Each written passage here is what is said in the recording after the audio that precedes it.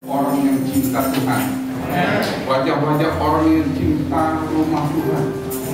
Coba lihat lu kanan kiri lu, asapnya dulu juga, muka-muka begini, ya, yang kesukaannya adalah ke rumah Tuhan. Ya, langsung nanti saya lihat senyumnya, meskipun di dalamnya ada masker tidak kelihatan, tapi senyumnya kelihatan. Amin.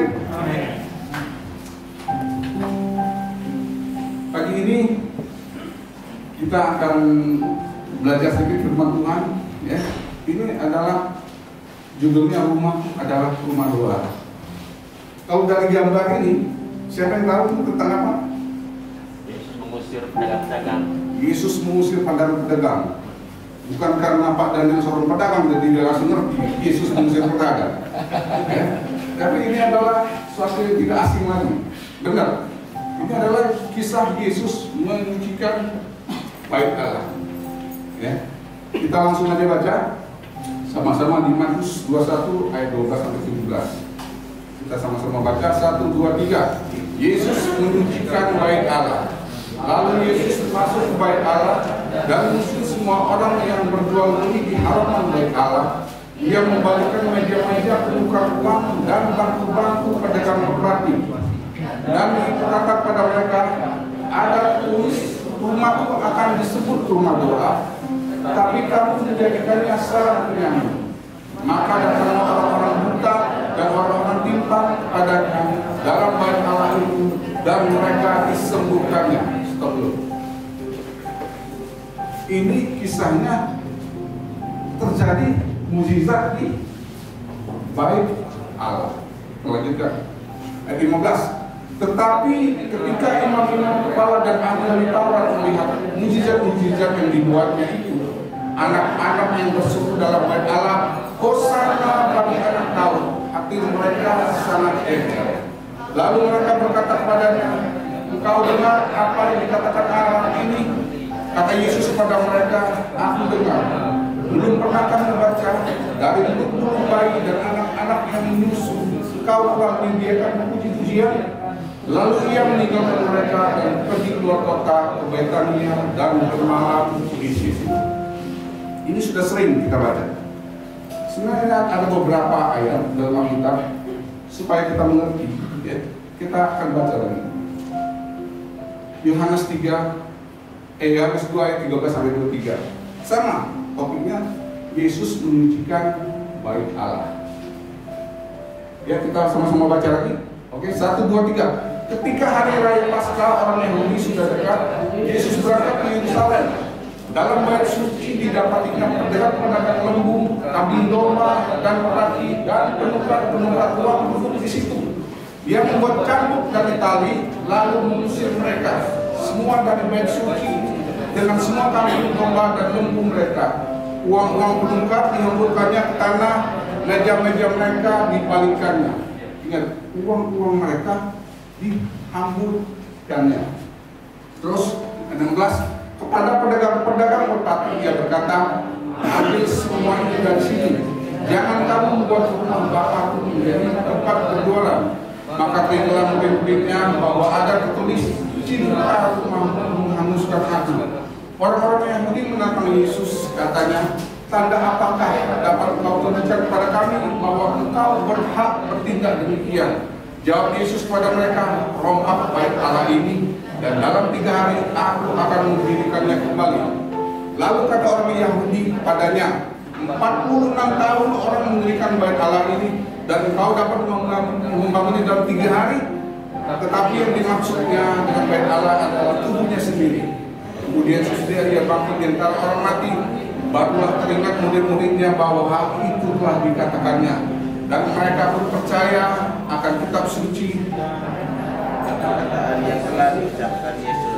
Dan sementara ia tinggal di Yerusalem selama hari raya Paskah, banyak orang percaya dalam namanya karena mereka telah melihat tanda-tanda yang adanya. Sebelum kita lanjut, ya, kita harus samakan persepsi. Ini kita bicara tentang bait Allah. Di zaman perjanjian lama, bait Allah itu ada bangunan fisiknya. Itu ada gambarnya. Bait Allah itu dibangun oleh Salomo. Nah, untuk sekarang Bait Allah sering kita dengar sebagai bangunan fisik juga. Apa itu? Gereja. Itu adalah bait Allah.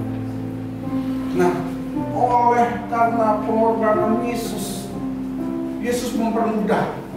Dulu untuk ke bait Allah nggak sembarang orang bisa masuk. Datang ke bait Allah cuma setahun sekali pas hari Paskah. Semua orang-orang Yahudi kumpul setahun sekali di situ. Ada pembatasan. Tapi sewaktu Yesus sudah mati dari salib, tirai itu sudah digoyahkan. Jadi pembatasan itu sudah jadi belum kita bisa langsung. Makanya Alkitab katakan bahwa Allah itu adalah diri kita sendiri. Oke, sama? Seterusnya, oke, lanjut. Kita ini adalah Allah. Kita sering berdoa, Tuhan, pakailah aku jadi Allah. Ini ada dua. Yang di atas itu kita dipakai Tuhan jadi alat Tuhan, perpanjangan tangan Tuhan. Kalau yang di bawah itu dipakai oleh iblis, hanya ada dua. Kalau nggak dipakai setan, dipakai Tuhan. Nah, inilah yang akan terjadi di akhir zaman, bahkan bukan di akhir, dari dulu juga sering terjadi. Makanya Tuhan ingatkan. Ada tanda-tanda yang kita bisa introspeksi diri kita sendiri. Kita ini sebenarnya dipakai Tuhan atau dipakai setan? Boleh kita tebak-tebakan? Coba lihat kanan kiri, muka-muka begini, kira-kira ini dipakai Tuhan atau setan? Tanda-tandanya nyata ya, tentunya. Kalau di pulang kerja sudah mulai gosip, kita sudah tahu, wah ini dipakai. Kalau pulang kerja, firman Tuhan apa tadi? Kita bahas, kita berdoa. Wah, ini sudah tahu. Dipakai siapa? Tuhan. Gampang menilainya. Tolak ukurnya adalah suatu kita dipakai iblis, kita kadang-kadang nggak sadar. Tapi orientasi kita apa? Kepuasan. Ingat, kalau orientasi kita, tujuan kita itu adalah kepuasan, itu sudah warning. Tanda-tanda telah nyata, tanda-tanda kita mulai terpengaruh. Contohnya, suatu kita pelayanan, suatu kita melayani orang, puaskah kita? Belum puas, kenapa? Karena pas kita pelayanan nggak ada yang lihat. Waktu kita memberi persembahan nggak ada yang lihat. Tapi kita akan lebih puas waktu kita memberikan sesuatu, kita dipuji, kita jadi puas. Itulah salah satu tanda. Kalau tanda dari Tuhan apa? Tanda dari Tuhan itu adalah damai sejahtera. Suatu kita hidup, suatu kita ada masalah, suatu kita berbuat dosa, kita bisa ukur damai sejahtera. Bisa Bapak ukur damai sejahtera? Saya katakan dulu di anak muda, damai sejahtera itu nggak ada di toko online, nggak bisa dibeli. Dan satu-satunya yang menciptakan damai sejahtera adalah Tuhan Yesus kita. Agama boleh banyak, penganut boleh banyak, apapun boleh, kepercayaan boleh banyak, tapi satu pengajaran yang mendatangkan damai sejahtera adalah dari Yesus. Masalahnya bukan. Masalahnya ini terjadi di bait Allah. Kadang-kadang kita nggak sadar kalau kita pakai songwriter yang hebat dan luar biasa. Suatu apa dipakai Tuhan? Wah, kita lihat di kasat mata pakai Tuhan. Tapi pas dalam hatinya dia menyombongkan diri, mulai meninggikan diri. Membuat suatu proyek dia dipuji, membuat suatu proyek dia mendapat untung. Inilah salah satu contohnya mencari kepuasan. Tadi Yesus menunjukkan bait Allah. Kita sering dengar, melihat, mendengar khotbah Yesus menunjukkan bait Allah itu terkenal dengan Yesus marah. Benar Bapak? Yesus marah, mengobrak-abrik dagangan orang. Kita kalau sekarang ke pasar Rendas, kita sana kita obrak-abrik, apa yang terjadi? Preman-preman muncul lagi. muncul tanda-tanda heran. Benjol sana benjol. Marah, bolehkah kita marah? Yesus marah. Sekarang yang jadi acuan kita adalah Tuhan Yesus. Apa yang Yesus lakukan, kita wajib lakukan.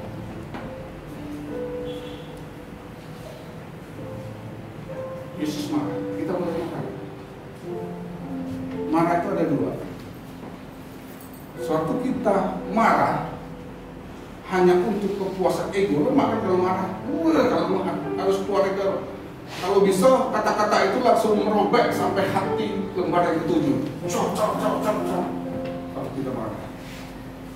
Yang kedua adalah marah. Ini nggak boleh. Marah yang dari ego. Itu adalah marah yang mengandung kebenaran. Ini yang boleh. Mengapa Yesus dikatakan marah mengandung kebenaran? Yesus kan marah, tapi marah Yesus bukan marah ego, bukan untuk memuaskan dirinya sendiri. Yesus marah. Sekarang kalau Yesus marah, kita boleh marah nggak? Tadi saya bilang Yesus lakukan, baru kita lakukan. Boleh nggak kita marah? Karena kita manusia nggak sempurna, pasti kita bisa marah. Tapi marah kita di Efesus 4 ayat 26. Sewaktu kita marah, janganlah sampai kita berbuat dosa. Yang kedua, jangan sampai matahari terbenam sebelum padam amarahmu. Ngapo? Karena marah yang tidak mengandung kebenaran itu membuat damai sejahtera kita itu mulai redup, sehingga kita cenderung untuk membuat pelanggaran. Pak Hasan kalau marah sama Ibu, kira-kira habis marah bisa langsung berdoa, langsung memuji Tuhan? Enggak. Saking termarah, hatinya gulana. Marah itu akan jadi rentetan. Yang salah maminya, yang jadi korban bisa anaknya. Kalau nggak ada anaknya, peliharaannya digebuk-gebuk apa. Jadi itu melampiaskan marah. Pada orang dunia boleh marah itu dilampiaskan, tapi kita harus dikendalikan. Berikutnya, bagaimana dengan Tuhan Yesus? Kalau Tuhan Yesus marah, artinya udah kasih dong. Gak ada kasih. Sedangkan Kristen itu, kekristenan, ajaran Yesus itu kita diajarkan tentang kasih. Satu-satunya ajaran yang kita tabok pipi kanan, kasih pipi kiri, Yesus yang ajarin. Gak ada yang lain. Yang lain ditabok, nggak boleh memalas. Tapi kalau digebuk dulu boleh. Tangkis boleh, sebalik balas dikit, tak, nah, kalau yang itu yang lain. Jadi kalau Yesus enggak, ajarannya adalah kasih. Kenapa Yesus boleh marah? Karena Yesus marahnya ada kebenaran. Buat Titus 3:16 ngomong, segala tulisan dibilangkan Allah bermanfaat untuk mengajar. Waktu kita marah, berarti ada ajaran, mengajar sesuatu. Waktu kita marah, kita harus menyatakan suatu kesalahan. Tujuan untuk marah itu apa? Untuk memperbaiki kelakuan dan untuk mendidik orang supaya benar. Itu marah yang benar. Kenapa Yesus boleh marah? Kita kadang memposisikan Yesus di sini. Yesus sebagai manusia, wajarlah Yesus marah. Tapi kita lupa. Yohanes 1:1 katakan pada mulanya firman itu bersama-sama dengan Allah, dan firman itu adalah Allah sendiri. Jadi Tuhan Yesus itu adalah firman yang menjadi manusia. Apapun yang Yesus lakukan, apapun yang Yesus katakan, itu adalah firman. Amin. Jadi pertanyaannya, tadi marahnya oke. Kasih Tuhan Yesus di mana? Kasihnya di sebelah mana sih?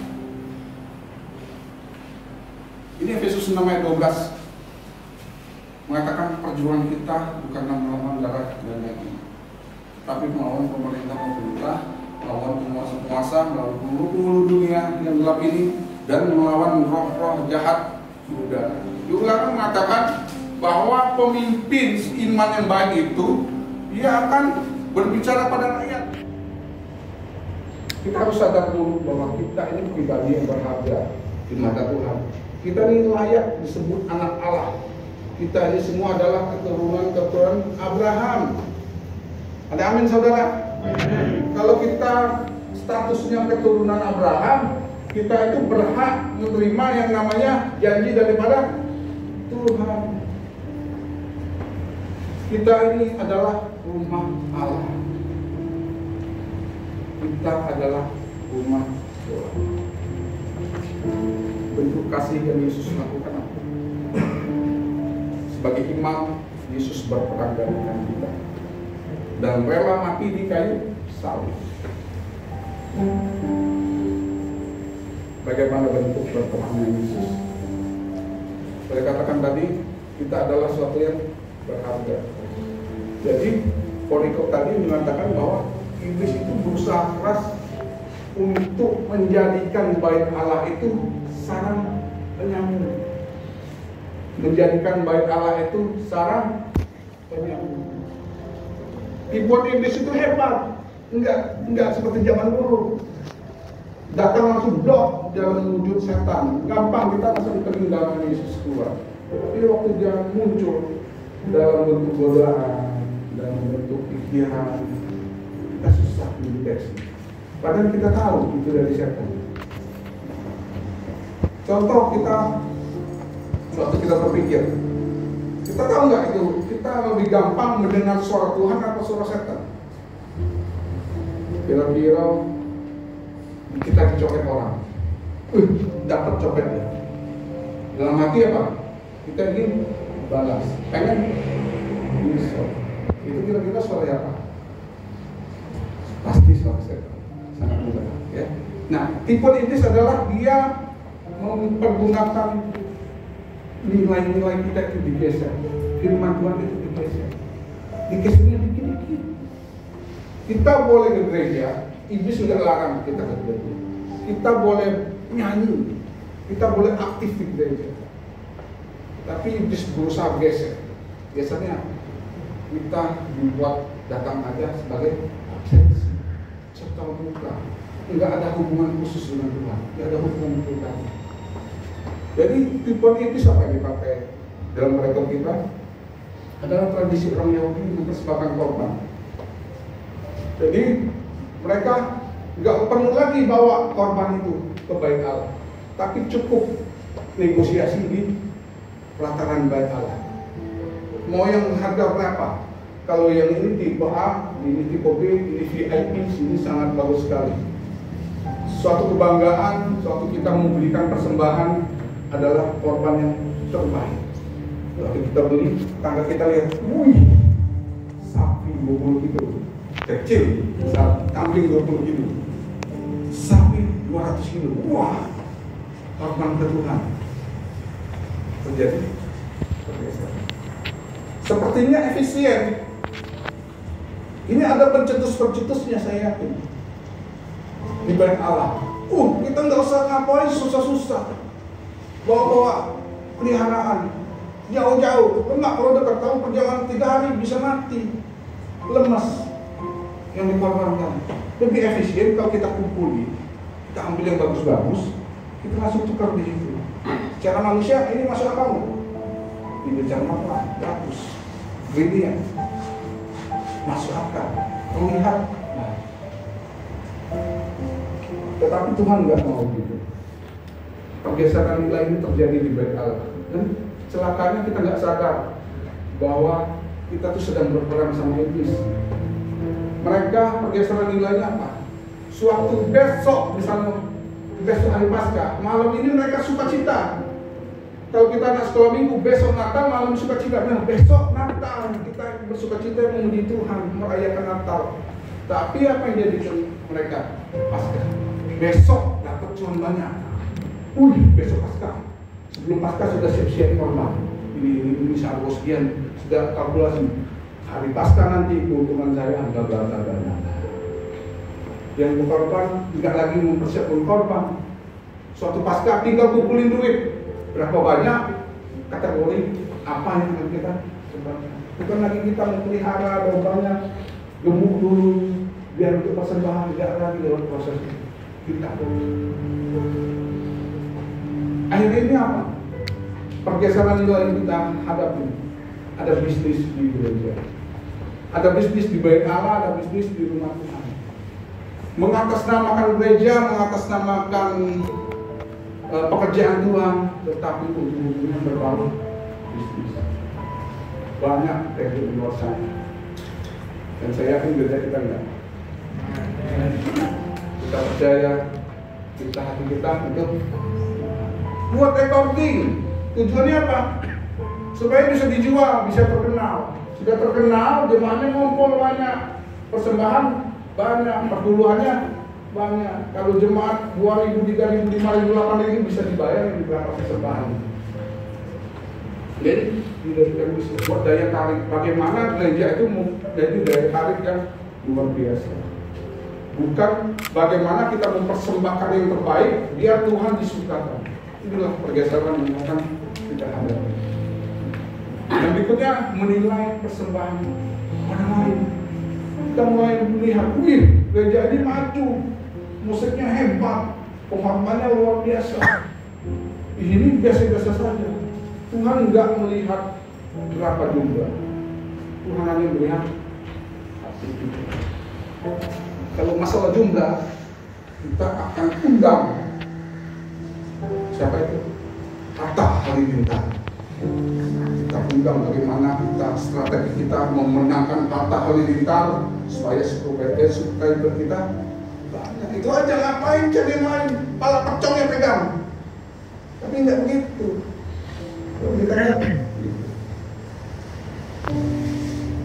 Inilah hal yang berbahaya. Jebakan maut iblis.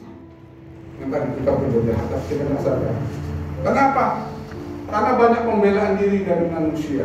Banyak orang yang membenarkan. Kita ini di Indonesia dikenal dengan keputusan bukan musyawarah lagi, suara terbanyak. Itu bisa memutuskan sesuatu benar atau salah. Itu hati-hati. Orang buta sama-sama orang buta bicara, putusannya sudah sama-sama buta. 1 Timotius 6:10 katakan, angkat segala kejahatan adalah cinta uang, tetapi oleh memberi uanglah beberapa orang telah menyimpang dari iman dan menyiksa dirinya dengan berbagai. Tuhan sudah peringatin, akar dari semua kejahatan kita boleh ternama untuk apa? Untuk uang. Adalah cinta uang. Apa yang Yesus kata? Apa yang Yesus lakukan? Yesus berperang dari hati kita. Yesus berperangnya apa sih?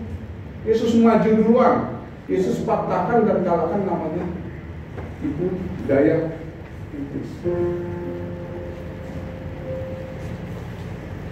Dan saya katakan Yesus itu adalah firman Tuhan untuk dunia.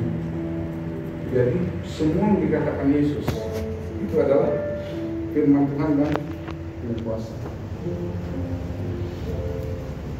Yesus, waktu kita pernah dengar cerita waktu Yesus puasa 40 hari, dia dicobain iblis. Jadikan batu ini roti. Lagi lapar-lapar kok, 40 hari tidak makan.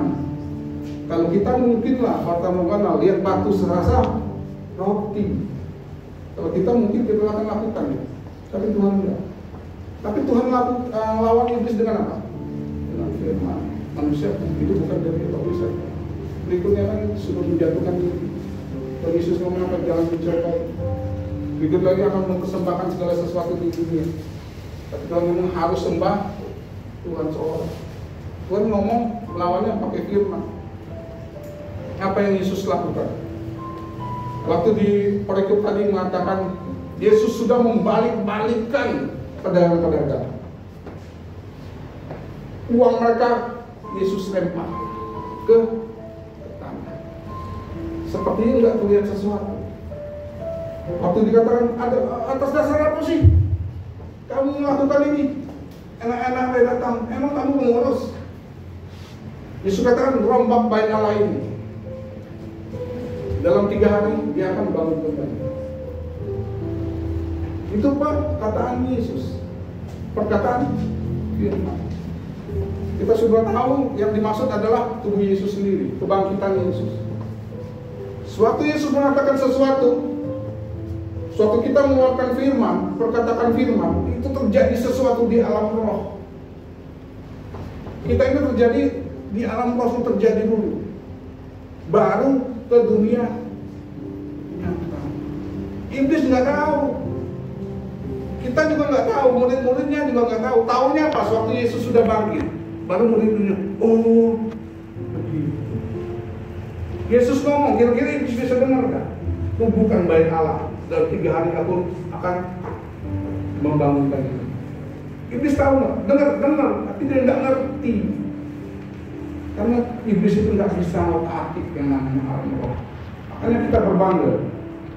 Kita diajar untuk menyembah Bapa dalam roh dan jangan takut.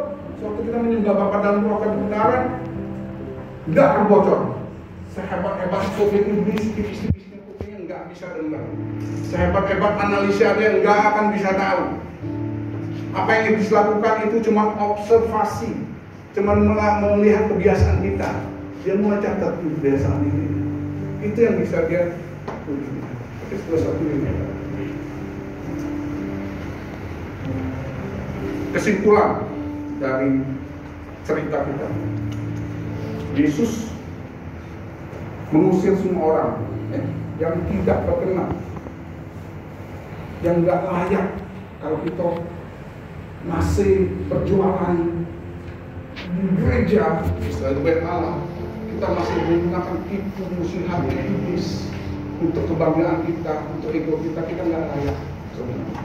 Terus persembahan kita nggak akan berkenan, maka Tuhan balikkan. Hubungan merpati disuruh pergi, nggak berkenan. Mesbah persembahannya balik. Tuhan nggak mau. Tuhan sampai menggunakan cambuk itu berbicara tentang penghukuman. Sekarang masalahnya siapa yang megang cambuk? Kalau yang megang cambuk berarti dia layak mau. Ini yang Yesus lakukan. Dia tahu kita ini susah.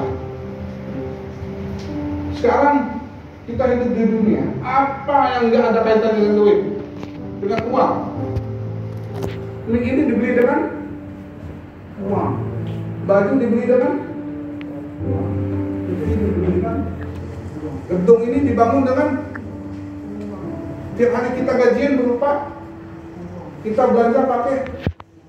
Nah, pernah terpikir nggak kalau kita lagi jatuh cinta, lihat sana, ada dia, ini ada dia. Kita ini di kasat mata, lihat sini, beli pakai duit. Ini beli pakai duit. Ini belinya pakai uang. Enggak kok kita sama uang. Kalau cewek dikasih bunga ros dengan bunga deposito ada ternyata. Enggak bunga deposito. Sehebat-hebatnya suruh ngilangi uang, kalah dengan bunga. Segala sesuatu diukur sama uang. Itu kita. Jam tangan. Satu merek Rolex, satu lagi kita beli di pasar TOC 150. Bagus yang mana? Kira-kira waktu kita persembahkan itu bagus yang mana? Masih yang Rolex. Harganya pegotiau. Yang situ lagi pegok. Kita ukurnya sebagai apa? Ini yang bagus. Pegotiau. Keren aku kalau sembahkan itu Tuhan pakai di jantan. Tapi Tuhan nggak mau. Tuhan buang itu Rolex. Tuhan campakkan itu. Yang Tuhan mau apa? Waktu. Berapa banyak yang kita kasih waktu? Jam tangan kita Rolex, waktunya 24 jam gitu. Nyampe goceng 24 jam gitu. Tuhan lihat waktu. Berapa banyak sih kita kasih? Kita sisipkan waktu kita untuk memuji Tuhan. Makanya Tuhan tahu benar kita. Dia ingetin, awas jangan cinta uang, itu akar kejahatan. Tapi Tuhan berperan dulu. Tuhan buang dulu uang itu ke sudah lempar ke tanah itu, tapi mengatakan suatu yang tidak berharga. Teringat kita kisah bagaimana iblis dilemparkan ke malaikat. Kalau saya kopi pertama saya pakai daripada kalau malaikat berbuat salah, banyak akan dia. Tapi suatu kita berbuat salah, Tuhan datang. Itu kurang lebih. Yaitu kuasa iblis secara alam kok Tuhan sudah ambil tindakan ini. Sudah Tuhan patahkan kuasa. Selanjutnya apa? Tinggal ada tertulis, rumahku adalah rumah doa. Itulah yang Tuhan mau. Bait Allah dijadikan rumah doa. Sekarang saya mau tanya. Tadi di awal kita ngomong ini adalah muka-muka yang cinta Tuhan, yang cinta rumah Allah. Kira-kira kita datang ke sini untuk apa? Berdoa. Untuk berdoa. Saya nggak ada coklat ya, saya belum kasih coklat. Untuk apa lagi? Memuji Tuhan. Kita lihat nanti, bentar nggak lebih Mr. David. Kita rumah Tuhan untuk apa sih? Berdoa. Jadi yang Tuhan mau adalah jadikan rumah Tuhan itu adalah rumah doa. Ada ayat mengatakan cinta untuk rumahmu menghanguskan aku. Ini Mazmur Daud. Saking cintanya Daud itu dengan rumah Tuhan, dia itu memberikan hatinya. Kalau menghanguskan itu bicara tentang korban bakaran. Bayangkan hatinya dikasih ke Tuhan sebagai korban bakaran. Saking cintanya rumah Tuhan. Jadi tujuan kita ibadah, waktu tujuan kita datang ke rumah Tuhan adalah kita mempersembahkan korban kecil penyembahan. Ini akan menyenangkan hati Tuhan. Kedua, kita mendengarkan firman Tuhan, kita merenungkan perkataan Tuhan, memperkatakan firman Tuhan, melakukan firman Tuhan. Ini akan memberi kita kekuatan. Itu apa? Untuk berperang lawan iblis. Karena tadi bukan kita ini lagi berperang status. Yang ketiga, kita datang ke rumah Tuhan untuk berdoa dan beribadah supaya kita bisa.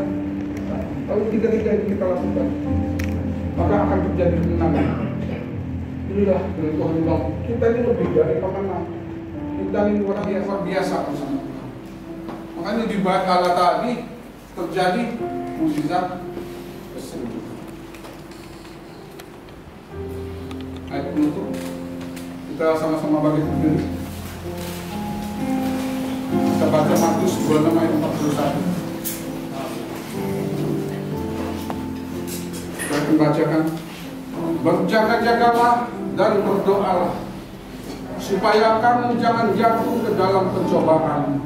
Roh memang menurut tetap terjadi.